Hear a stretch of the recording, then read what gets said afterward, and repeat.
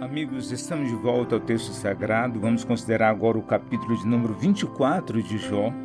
Um capítulo tão maravilhoso, tão profundo, tão relevante, tão atual.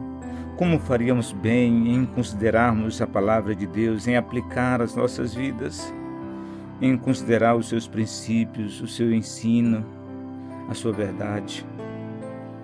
Como seríamos felizes se atentássemos com diligência para a palavra do Eterno. Observe esse capítulo, veja quantas lições preciosas ele traz à nossa vida, como viveríamos melhor se considerássemos e aprendêssemos com Jó. A minha oração é que Deus possa fortalecer a sua fé se você a tem, se você não tem, que possa gerar no seu coração uma fé viva. Nós estamos expondo a Escritura Sagrada, revelando, e o propósito da exposição da Escritura Sagrada é revelar o Eterno, é mostrar quem é Deus. Esse é o propósito. Que Deus abençoe a sua vida, a sua família, o seu lar, a sua casa. É a minha oração.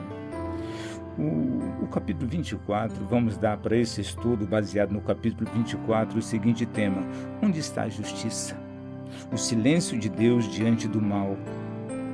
O que nós vamos ganhar com esse estudo? Nesse estudo nós vamos aprender que o silêncio de Deus diante do mal não é aprovação, é paciência com propósito. Nós vamos entender que a prosperidade dos ímpios é temporária, mas o juízo de Deus é certo. Nós deveremos de ver que a fé verdadeira pode coexistir com perguntas profundas e muitas vezes dolorosas. E nós seremos encorajados a confiar na justiça de Deus, mesmo quando ela parece demorada. Não é maravilhoso isso? O tema, ou seja, uma síntese desse capítulo é o seguinte: Jó expõe aqui a realidade dura do mundo, injustiças, abusos, impunidade. Ele vê os maus prosperando e os justos sofrendo.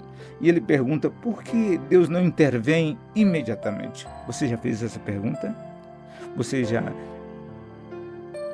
teve essa reflexão? Eu já, inúmeras vezes.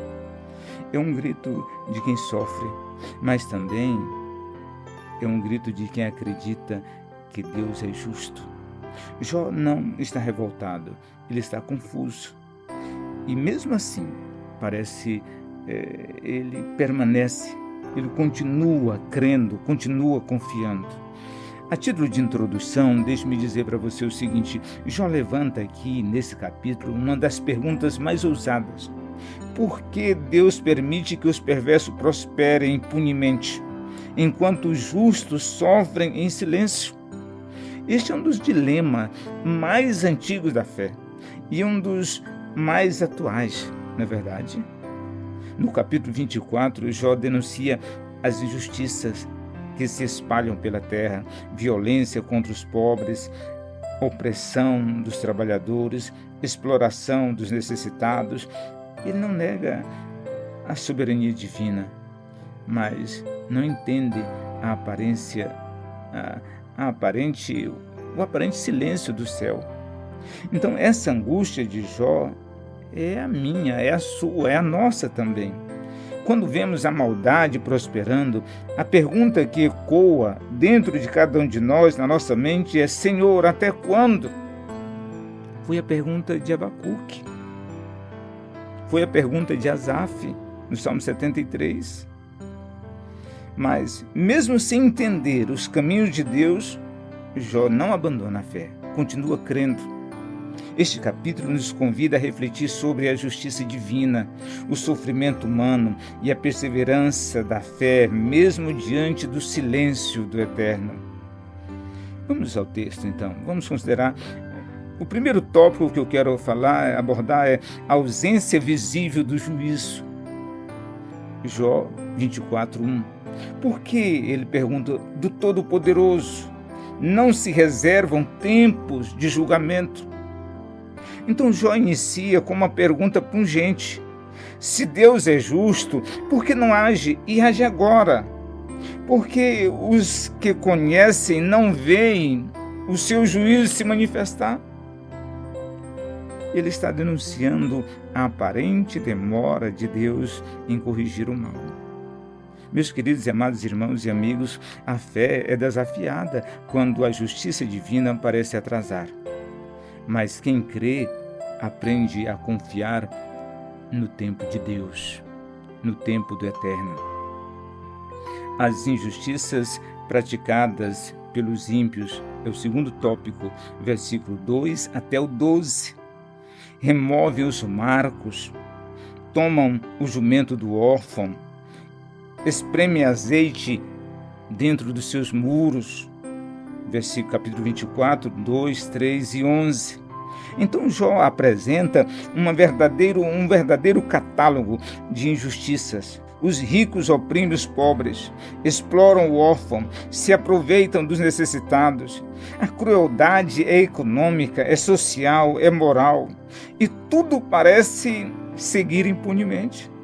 Então ele descreve como os pobres, ele descreve os pobres como gente invisível, que trabalha, sofre e chora e ninguém escuta.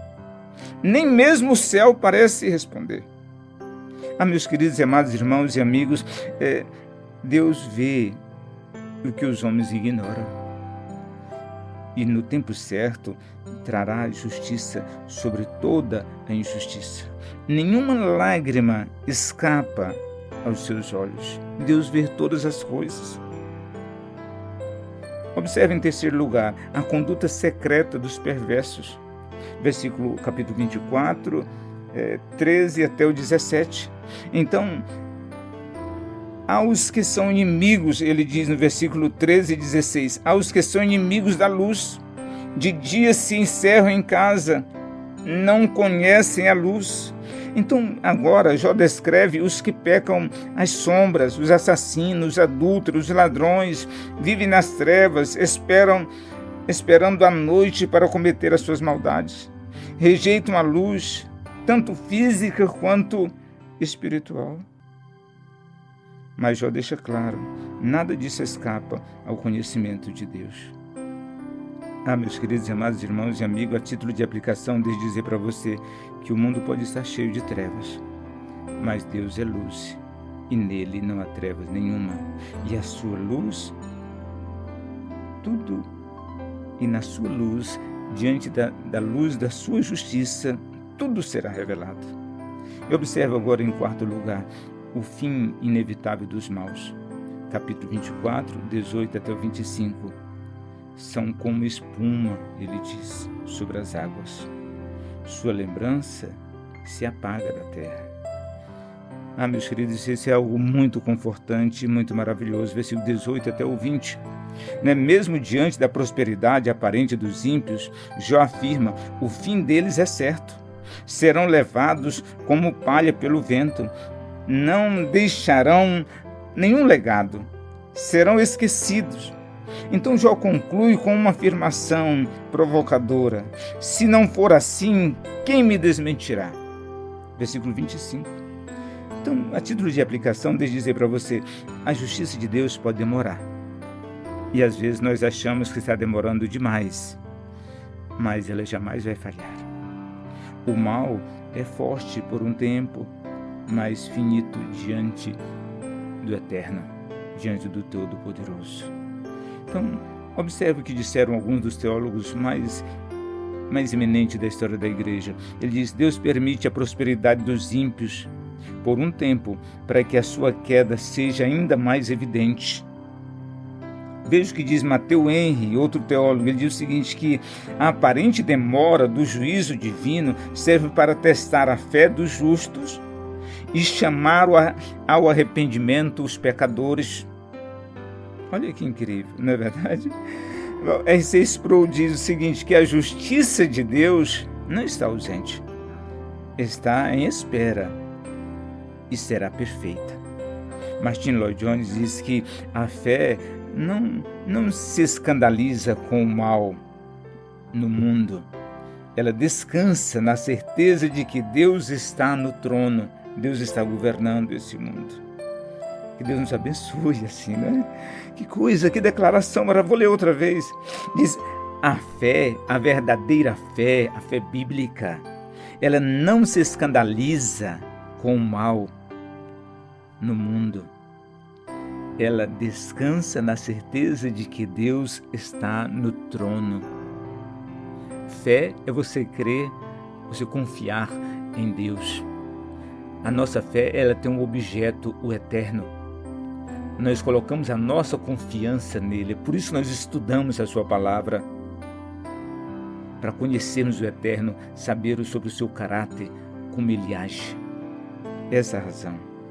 Então, observe agora a título de conclusão. O capítulo 24 de Jó é um grito. Onde está a justiça? Mas também é uma confissão. Eu ainda creio que Deus fará justiça. Então, essa é a tensão da fé. Viver no mundo quebrado, vendo o mal triunfar, mas continuar confiando na retidão do Deus Todo-Poderoso. Meus queridos amados irmãos e amigos, quando o mal prospera, não perca a sua fé. Quando a justiça tarda, lembre-se que o juízo virá. Quando tudo parece sem sentido, repouse na certeza de que Deus não está cego. Deus está vendo. Ele está aguardando o momento certo. Que às vezes nem sempre é o nosso momento. Que Deus abençoe você, abençoe a sua vida, e Deus fortaleça a sua fé. Amém e amém, amém e amém.